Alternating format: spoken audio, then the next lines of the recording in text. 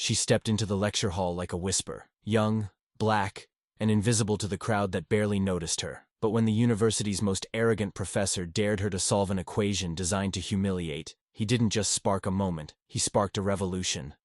The lecture room at Texas State hummed with intellectual ego as Professor Richard Harrington stepped to the front. His name came with weight, celebrated academic, department chair, and quietly infamous for dismissing those he saw as beneath him. Danielle Greene slid into the last row, adjusting the sleeves of her gray sweater over a white tee. She looked young, too young, some might say, and didn't blend with the sharply dressed grad students. But blending wasn't why she came. She was there to absorb. Today's focus is the Riemann hypothesis and its potential in quantum logic systems. Harrington began, his voice slicing the noise to silence. Silver hair, custom-fitted suit. He looked every inch the authority. His eyes paused on Danielle for half a second, and in that flicker, she caught it. The judgment. The kind of look that decided your worth before you spoke. She'd seen that look before. Years ago, when she applied for a janitorial job on this same campus. One by one, doctoral students delivered their presentations. Danielle listened with quiet intensity, scribbling notes fast, eyes wide whenever complex theorems surfaced. But when the question session began, her hand stayed down. She knew rooms like this didn't expect voices like hers to speak. During the break, two guys in tailored jackets leaned near her row. "Who's the kid from cleaning services taking notes?" one whispered. The other chuckled. "She's probably here for a certificate class or something." Harrington hates when outsiders crash his symposiums. Danielle held her notebook tighter, jaw clenched, but face calm. They didn't know about the years she'd spent mastering equations between late shifts. They couldn't see how math was more than numbers to her. It was memory. It was meditation. It was survival. When the break ended, Harrington walked back to the board and launched into his own theory, his answer to an age-old equation. His presentation was precise, polished, and wrong. Not obviously, but buried in step 4, Danielle caught a misstep. Something subtle. Something she'd spent nights wrestling with herself. "Any thoughts?" Harrington asked, already turning toward the next slide. He didn't expect answers. Not real ones. And then her hand went up. She didn't plan it. It just rose. Silence fell. All eyes turned. Harrington's brow lifted, somewhere between curiosity and disdain. "Yes, young lady," he said, dragging the words out with patronizing grace. "I had a question about your transformation in step 4, Danielle said, her voice more unsure than she felt. "Doesn't that disrupt the boundary balance when applied broadly?" The room shifted. A few students glanced at one another. Harrington's lips tightened. "Your name?" "Danielle Greene." "And your department?" She hesitated. "I work in custodial operations." A low wave of murmurs passed through the hall. Harrington tilted his head, smiling now. "Custodial," he repeated, drawing it out like a punchline. "And you think you found a mistake?" Danielle flushed. "Not a mistake, sir, just maybe a complication worth revisiting." He cut her off, waving a hand. "Perhaps it's better if you focus on pursuits that match your background. Mathematical theory isn't for everyone." Laughter rippled through the seats. Danielle looked down, heat rushing to her face. She wanted to disappear. But this wasn't over. Danielle had never raised her hand before. Not in that kind of room. But what no one there realized, not even her, was that this very moment of mockery would ignite something far bigger than anyone could predict. Professor Harrington wasn't done. Spotting an easy target, he leaned in for the kill. "Well, since our guest from janitorial services has such confidence in complex math," he said, adjusting his tie with theatrical poise, "perhaps she'd like to enlighten us all?" He turned toward the blackboard. "Please, Ms. Greene, show us your brilliance." Danielle froze. Every fiber in her body screamed to stay seated, to shrink away. But something deeper, maybe pride, maybe the exhaustion of being quietly belittled her whole life, lifted her to her feet. The walk to the front stretched longer than it should have. Each footstep echoed. Every whisper behind her hit like a pin to the spine. She took the chalk he offered, careful not to meet his smug gaze. "Let's keep this accessible," Harrington said loud enough for the walls to hear. The word accessible oozed with ridicule. He spun toward the board and wrote a dense differential equation. Heavy, intimidating, elegant. Danielle recognized it instantly. Advanced multivariable calculus. Tough, sure, but beatable. The real challenge wasn't the math. It was being a spectacle. "Take your time," Harrington added with false sweetness. "We're all excited to gain a broader perspective." Laughter again. Danielle's fingers shook as she stared at the board. Behind her, someone whispered, "Yikes, this is brutal." In the front row, Dr. Elizabeth Chen from MIT frowned but said nothing. Her eyes quietly locked on Danielle.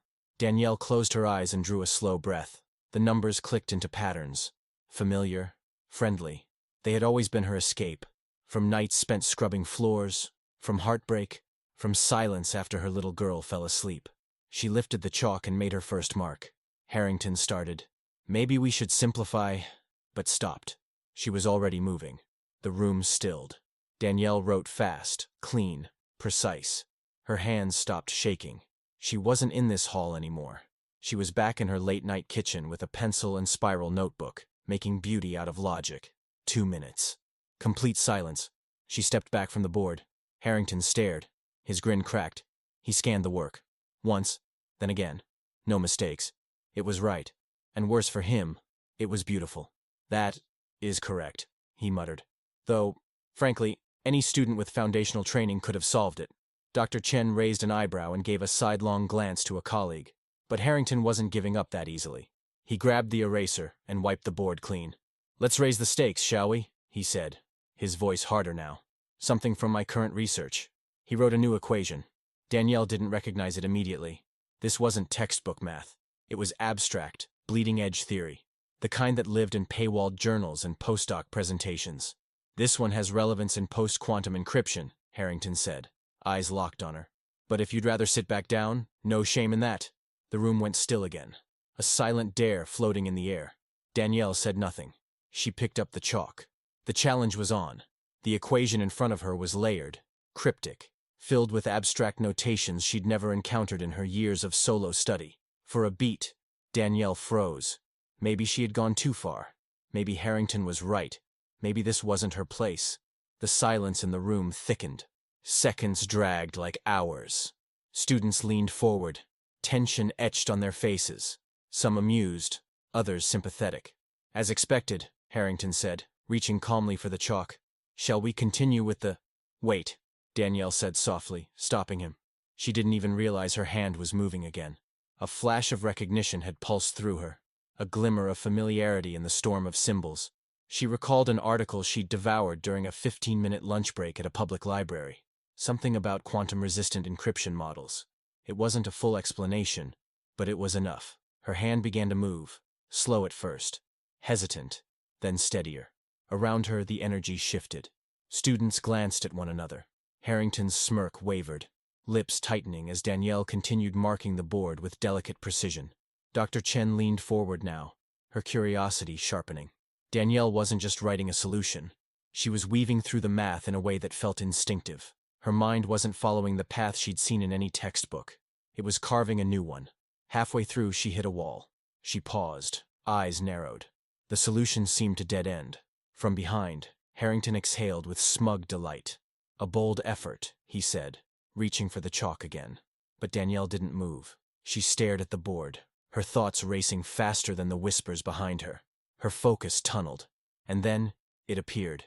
A shift, a pattern, a way through. Like a key in a lock, everything turned.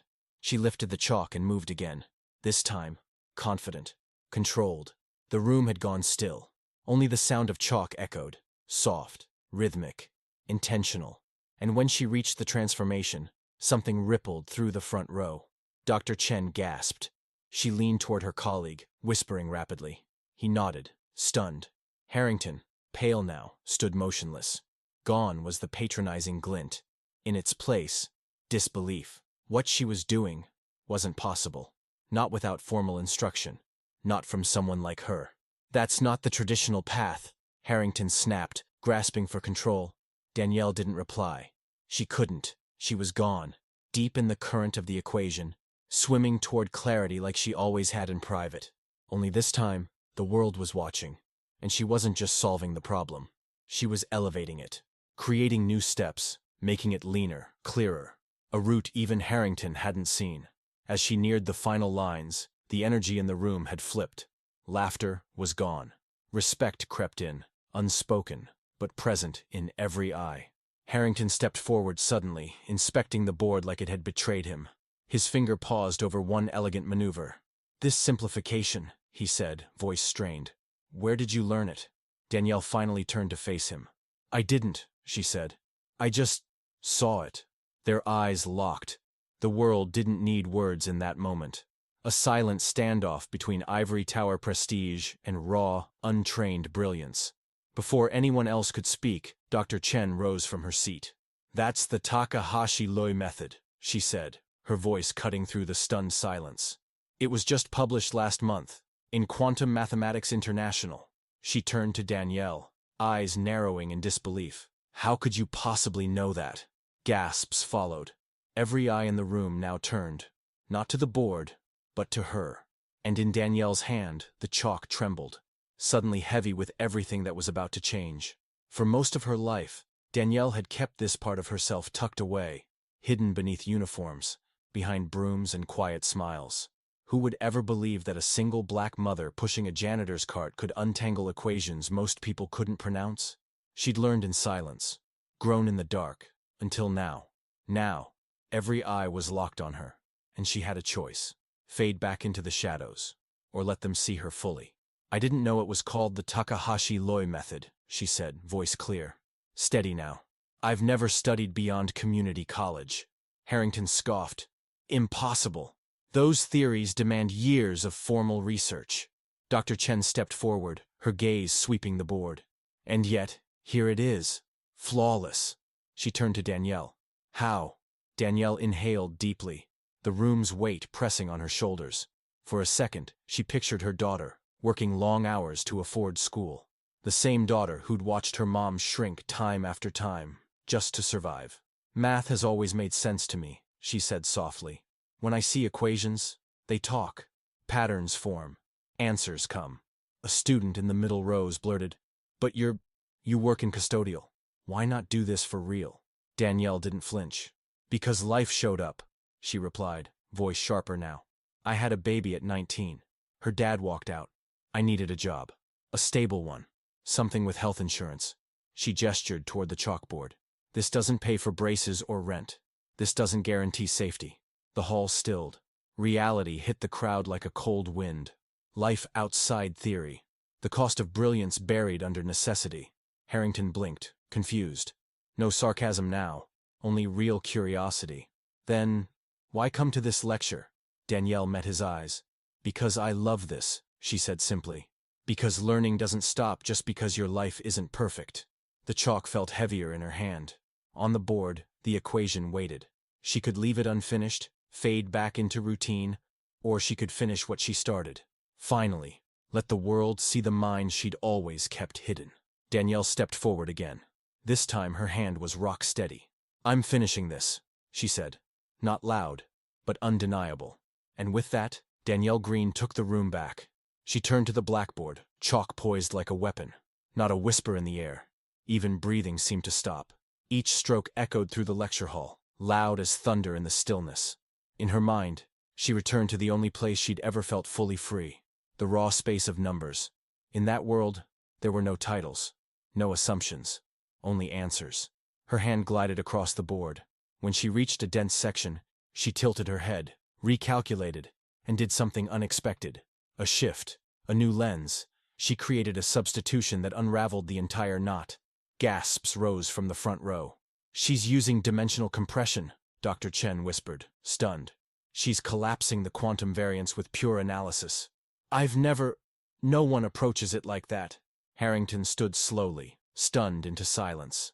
Harrington stood rigid, his face unreadable as Danielle's final stroke completed the solution.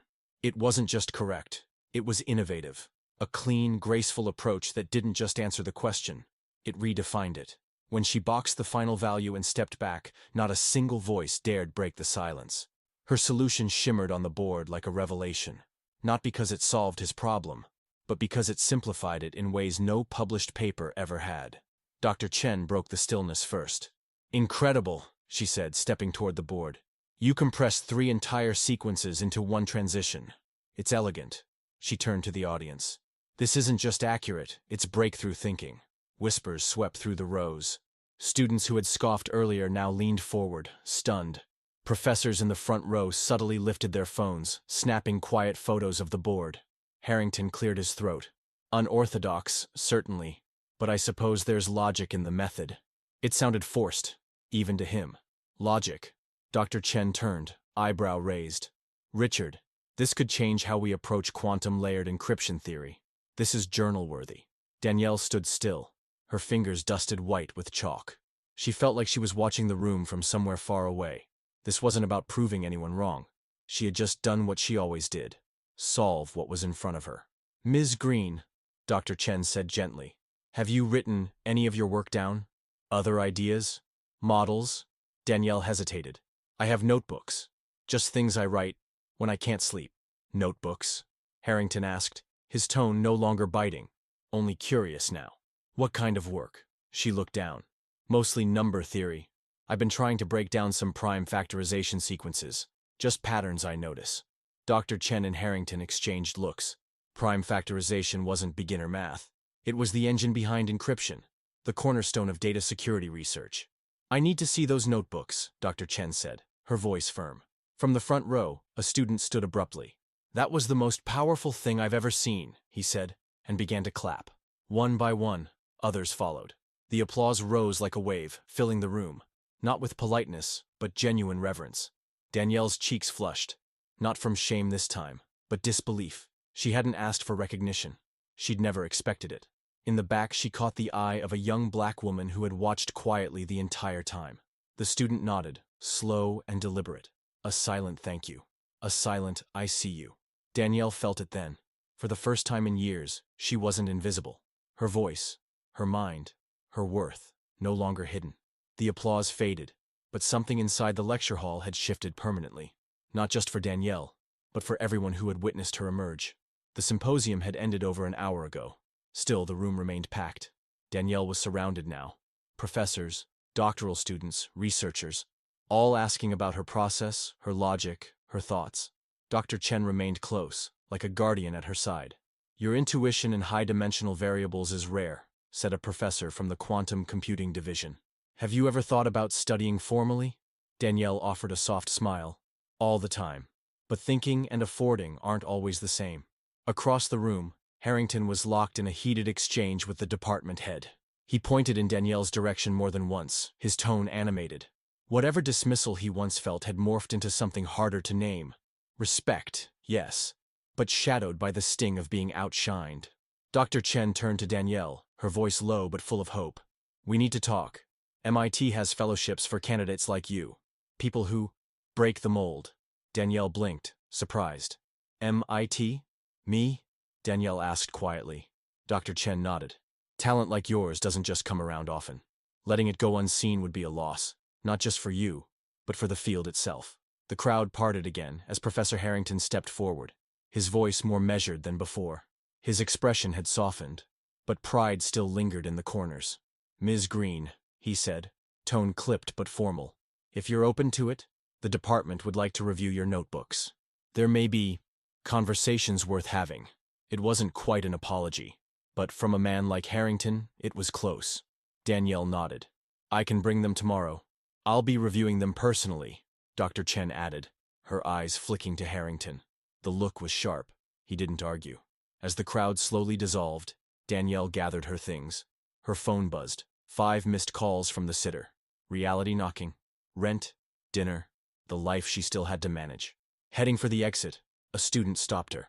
Young, nervous, clutching her backpack straps. Ms. Greene, I just wanted to say thank you. Danielle blinked. For what? The girl's voice trembled slightly. For proving where you come from doesn't define what you know. I'm a first-gen student. I know what it feels like to be judged before you speak. Danielle felt something shift in her chest. A warmth that went deeper than pride. She'd never imagined this moment could belong to more than just her. Outside, the night air had changed. Lighter, charged with something new. She exhaled, thinking of those notebooks on her kitchen table. Years of late-night scrawls, built in silence, built in love. Tomorrow, the world would read them. It was terrifying. It was thrilling.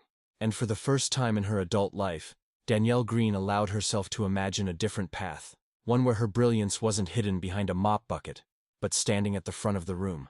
6 months later, Danielle stood in a classroom, not as a guest, but as a professor. This space was smaller, quieter, but the eyes watching her were wide with hunger for understanding. The sleeves of her gray cardigan were rolled up. Her hand moved with confidence as she mapped a complex theory across the whiteboard. There was no hesitation in her voice now.